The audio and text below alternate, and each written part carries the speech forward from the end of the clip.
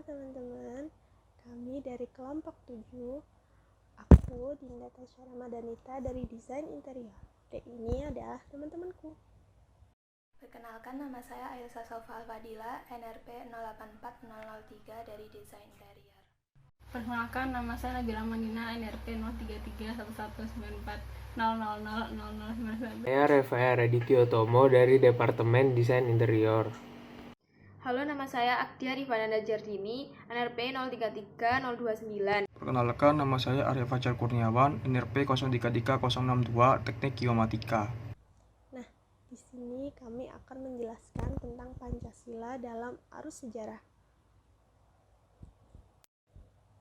Yang pertama adalah Pancasila dalam arus sejarah pada masa kerajaan. Diawali dengan masuknya agama-agama besar di Indonesia. Kalian tahu kan, kalau Indonesia adalah Bhinneka Tunggal Ika, yang artinya berbeda-beda tapi tetap satu. Di Indonesia banyak sekali agama, misalnya Hindu, Buddha, Islam, dan Kristen, dan juga yang lainnya. Salah satunya adalah kerajaan yang lahir pada era Hindu-Buddha, yakni Kerajaan Majapahit. Nah, Majapahit ini terkenal dengan kehebatannya yang menaklukkan hampir seluruh kawasan Asia Tenggara loh. Kerajaan Majapahit melahirkan beberapa orang hebat yang disebut empuh. Salah satunya adalah Patih Gajah Mada pada tahun 1331 yang terkenal dengan sumpahnya, yakni Sumpah Palapa. Dalam kitab Negara Kertagama ada salah satu kutipan yang menjadi cikal bakal lahirnya Pancasila. Kutipan itu berbunyi, Yatnanggewangi Pancasila Kerta Sang Sakra Biseka Kakroma, yang artinya raja menjalankan dengan setia kelima pantangan moral itu. Begitu pula upacara-upacara adat dan juga penobatan. Isi dari kelima pantangan itu sendiri ialah: yang pertama, tidak boleh melakukan kekerasan; yang kedua, tidak boleh mencuri; yang ketiga, tidak boleh berjiwa dengki; yang keempat, tidak boleh berbohong; dan yang kelima adalah tidak boleh mabuk keras. Selanjutnya saya akan menjelaskan tentang era kolonial. Di akhir abad ke-17, Belanda datang ke Indonesia dan mendirikan VOC. Lalu mereka membawa paham-paham baru ke masyarakat Indonesia, seperti liberalisme, demokrasi, dan nasionalisme. Nah, hal tersebut membuat munculnya pergerakan nasional untuk merdeka. Akan tetapi, datanglah Jepang dan mereka membuat propaganda Jepang memimpin Asia, Jepang saudara tua bangsa Indonesia. Lalu pada tahun 1942, Hatta menerima tawaran Jepang untuk bekerja sama. Pada tahun 1943, Perdana Menteri Jepang di Parlemen Jepang menyatakan bahwa penduduk di Indonesia akan diberi kesempatan untuk ikut serta dalam pemerintahan. Lalu pada tahun 1944, Jepang menjanjikan kemerdekaan Indonesia. Lalu dibentuklah BPUPKI pada tanggal 1 Maret 1945. Sidang BPUPKI pertama dari 29 Mei hingga 1 Juni. Dan pembicaranya ada Muhammad Yamin, Supomo, dan Muhammad Hatta serta Soekarno. Mereka semua berpidato guna membahas tentang rancangan usulan hukum dasar negara. Nah, lalu periode pengusulan Pancasila ada 4. Yang pertama, munculnya ideologi karena adanya rasa nasionalisme. Yang kedua, perumusan Pancasila dalam BPUPKI. Yang ketiga, ada sidang pertama BPUPKI tentang dasar negara. Dan yang terakhir ada usulan dasar negara oleh 3 tokoh, yaitu Muhammad Yamin, Soekarno, dan Supomo. Akan melanjutkan presentasi dari teman saya sebelumnya, yakni tentang periode pengusulan Pancasila. Sudah diketahui bahwa dari penjelasan sebelumnya bahwa pada sidang BPUPKI pertama telah disampaikan bahwa para tokoh berpidato merancang usulan hukum dasar negara, yakni yang pertama itu adalah Muhammad Yamin. Nah, isi dari pidato Muhammad Yamin yang pertama adalah prinsip kebangsaan, kedua prinsip kemanusiaan, ketiga prinsip ketuhanan, keempat prinsip kerakyatan, dan kelima prinsip kesejahteraan rakyat. Kemudian yang kedua adalah pidato dari Supomo.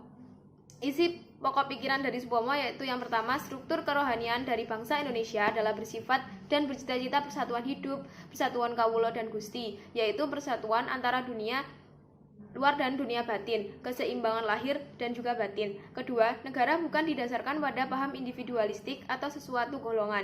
Kemudian yang ketiga, negara Indonesia yang merdeka harus didasarkan atas alam pikiran, negara yang integralistik, negara yang bersatu dengan seluruh rakyatnya, yang mengatasi seluruh golongan-golongannya dalam melakukan apapun, dalam semangat gotong royong dan kekeluargaan. Kemudian yang ketiga adalah usulan 5 dasar negara yang diusulkan oleh Insinyur Soekarno dan merupakan hari lahirnya Pancasila, yakni beberapa pokok pikiran yang diusulkan oleh Soekarno adalah kebangsaan Indonesia, kedua internasionalisme atau perikemanusiaan, ketiga mufakat atau demokrasi, keempat kesejahteraan sosial, dan kelima ketuhanan yang berkebudayaan.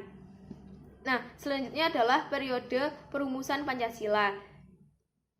Pada periode ini, perumusan naskah pembukaan hukum dasar atau yang lebih dikenal dengan Piagam Jakarta terjadi pada tanggal 22 Juni 1945 di Rumah Soekarno dan disetujui oleh BPUPKI. Perumusan Piagam Jakarta dilakukan oleh Panitia 9. Nah, kemudian ini adalah kelima sila Pancasila yang ada di dalam Piagam Jakarta. Bisa dilihat sendiri bahwa di slide ini ada kelima sila yang digunakan hingga saat ini. Periode perumusan Pancasila pada sidang BPUPKI kedua yang dilaksanakan pada tanggal 10-16 Juli 1945 merupakan persetujuan naskah awal pembukaan hukum dasar yang kemudian dikenal dengan nama Piagam Jakarta. Sehari setelah peristiwa bom atom di kota Hiroshima pada tanggal 7 Agustus 1945, pemerintah pendudukan Jepang di Jakarta mengeluarkan maklumat yang berisi akan dibentuk panitia persiapan kemerdekaan bagi Indonesia, dan panitia itu rencananya akan dilantik pada tanggal 18 dan mulai bersidang pada tanggal 19 Agustus 1945. Direncanakan tanggal 24 Agustus 1945 Indonesia dimerdekakan. Pada tanggal 9 Agustus 1945, Amerika dan Sekutu menjatuhkan bom di Nagasaki. Kekuatan Jepang semakin melemah dan memaksanya menyerah tanpa syarat kepada Sekutu. Kekosongan kekuasaan ini tidak disia-siakan oleh para tokoh nasional. PPKI yang semula dibentuk Jepang karena Jepang sudah kalah dan tidak berkuasa lagi, maka para pemimpin nasional pada waktu itu segera mengambil keputusan politis yang penting. Keputusan politis yang penting itu berupa melepaskan diri dari bayang-bayang kekuasaan Jepang dan mempercepat rencana kemerdekaan bangsa Indonesia. Pada tanggal 14 Agustus 1945, Jepang menyerah kepada Sekutu tanpa syarat, dan tanggal 15, Soekarno, Hatta, dan Rajiman Widyodiningrat kembali ke Indonesia. Kedatangan mereka disambut oleh para pemuda yang mendesak agar kemerdekaan bangsa Indonesia segera diproklamasikan secepatnya, karena mereka tanggap terhadap perubahan situasi politik dunia pada masa itu. Kesalahpahaman antar kelompok pemuda dengan Soekarno dan kawan-kawan sehingga terjadilah penculikan atas diri Soekarno dan Muhammad Hatta ke Rengas Dengklok. Tindakan pemuda itu berdasarkan keputusan rapat yang diadakan pada pukul 24 waktu Indonesia Barat menjelang 16 Agustus 1945 di Cikini nomor 71 Jakarta. Pada tanggal 17 Agustus, proklamasi kemerdekaan Indonesia akhirnya dikumandangkan. Pada sidang PPKI tanggal 18 Agustus sampai 22 Agustus 1945 yang membahas tentang pengesahan pembukaan dan batang tubuh UUD 1945, dibahas bahwa salah satu kalimat pada Piagam Jakarta telah menimbulkan keberatan dari perwakilan Indonesia Timur dan perwakilan Bali I Gusti Ketutpuja karena dianggap dapat merintangi terwujudnya persatuan dan kesatuan bangsa Indonesia.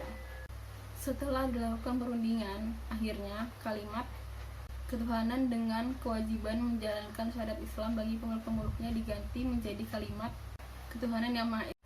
Sehingga Pancasila dalam rumusan final PPKI yang pertama adalah ketuhanan yang Maha Esa, kedua kemanusiaan yang adil dan beradab, yang ketiga persatuan Indonesia, yang keempat kerakyatan yang dipimpin oleh hikmat kebijaksanaan dalam permusyawaratan perwakilan, dan yang kelima keadilan sosial bagi seluruh rakyat Indonesia.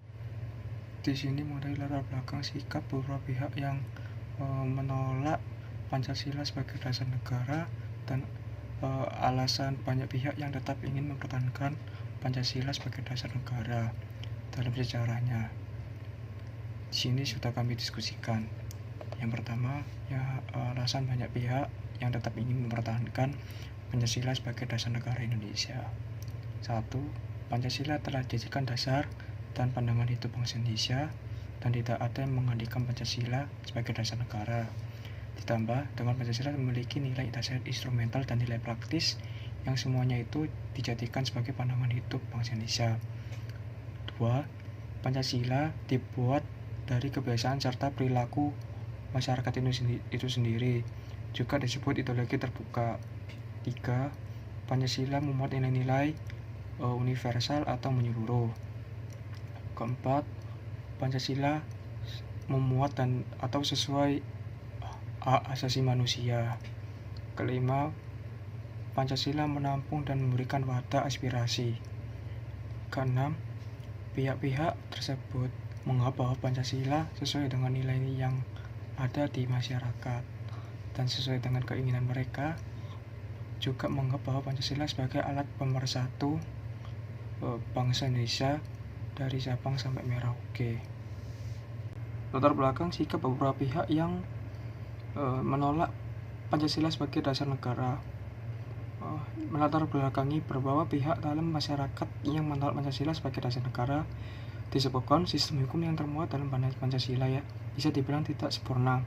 Hal ini dibuktikan dengan semakin banyaknya badan kepemerintahan baik di lembaga eksekutif, legislatif maupun yudikatif, adanya perilaku koruptif di roda pemerintahan tersebut.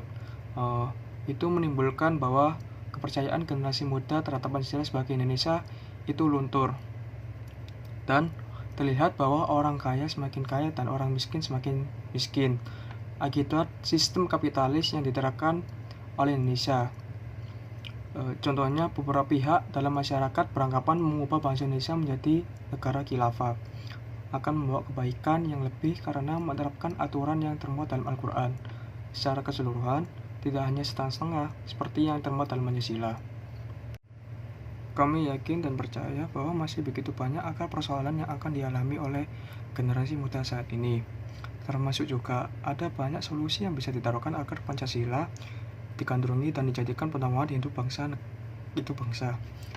Untuk itu, kerjasama semua pihak, baik dari elit, aparatur negara, lembaga keagamaan, lembaga pendidikan, serta elemen masyarakat saling bahu-membahu agar nilai-nilai Pancasila tidak digerus oleh waktu, apalagi digantikan oleh ideologi yang lain. Sekian presentasi dari kelompok kami. Maaf apabila ada kesalahan. Wassalamualaikum warahmatullahi wabarakatuh.